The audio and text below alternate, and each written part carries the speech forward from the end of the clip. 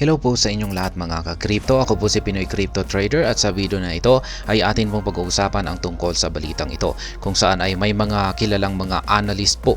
Yan, kilala, mga top, yan, mga nangunguna at magagaling na mga analyst at sila po ay naglabas ng kanilang pahayag tungkol dito kay XRP na aabutin daw po ito ng dekada bago niya ma-hit ang presyong $10,000. Kaya ayan, bago po tayo magpatuloy ay nais ko lamang po munang bigyang linaw ang aking disclaimer kung saan ang nilalaman po ng video na ito ay hindi po ito isang financial advice. For education and information purposes lamang po ang layunin nito. Maliban po dito ay nais ko na rin pong magbigay babala na wala pong kahit anumang group chat ang Pinoy Crypto Trader. Ayan, sabi dito, a prominent crypto analyst has argued that XRP's journey to a $5-figure asset would take decades to materialize amid its enormous circulating supply. Kaya yan, aabutin daw po ng ilang dekada yan, bago makamit ni XRP yan, ang 5-figure na dollar asset.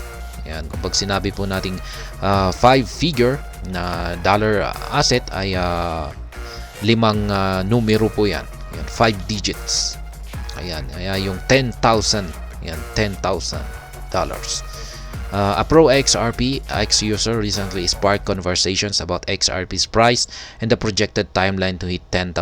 The XRP enthusiast questioned the prominent crypto analyst with the ex-username The Modern Investor why he believes XRP could only be worth $10,000 in decades even though Bitcoin attained a similar feat in less than 10 years. Kaya, ayan.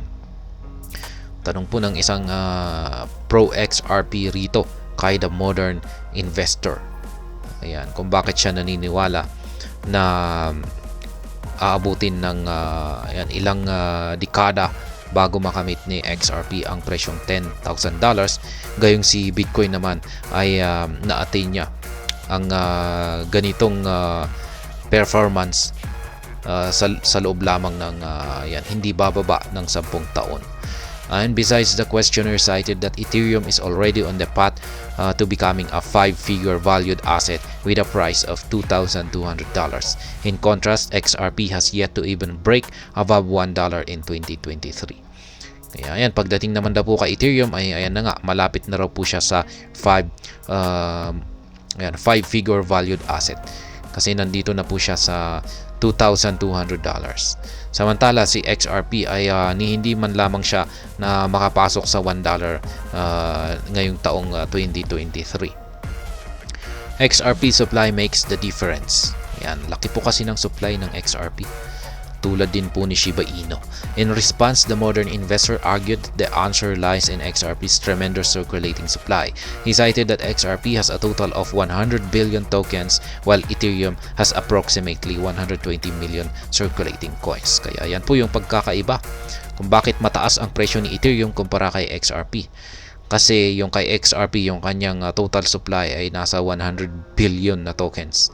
Samantala ay kay Ethereum ay nasa 120 million lamang. Specifically, he argued the significant XRP supply would require decades to diminish sufficiently for it to reach a 5-figure value. Moreover, the pundit highlighted the impracticality of anticipating XRP absorbing a massive value in quadrillion dollars within a decade. Kaya yan. According to him, it will take decades for the XRP supply to burn low enough for it to be able to hit a 5-figure sum. It's unrealistic to think that XRP would absorb $40 quadrillion worth of value of the M123 supply in only 10 years. Kaya yan po yung paliwanag dito. Dahil sa napakalaking supply po ng XRP ay yan po talaga. Parang unrealistic daw po na makapag-absorb ng 40 na quadrillion dollars si XRP.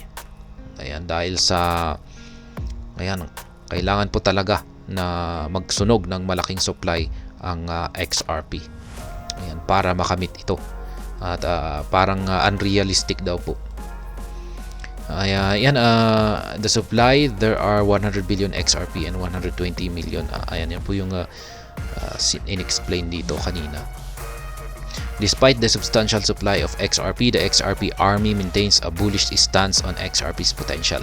They dismiss concerns about its supply acting as a hindrance.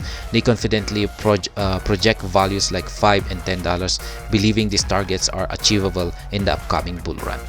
Kaya yan, marami na rin pong nagsasabi na talagang yung malaking supply ni XRP ang siyang malaking hadlang yan sa pag-angat ni XRP.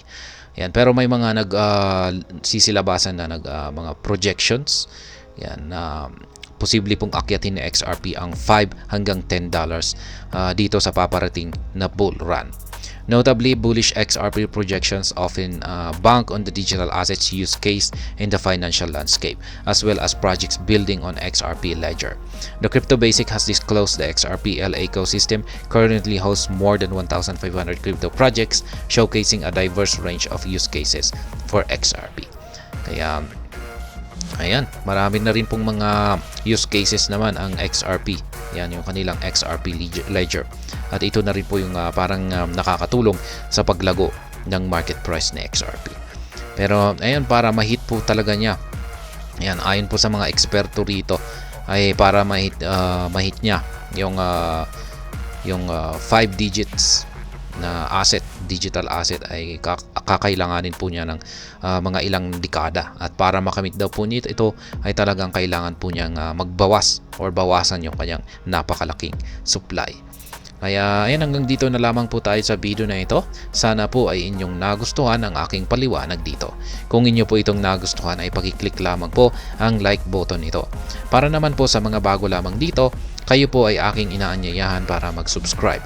Pakiclick na rin po ang bell icon nito dahil ito po ang siyang magsisilbing notification nito sa mga bago kong videos na akin pong ina-upload sa aking YouTube channel na ito. Marami pong salamat sa panonood. Ingat po tayo lagi at God bless po sa ating lahat.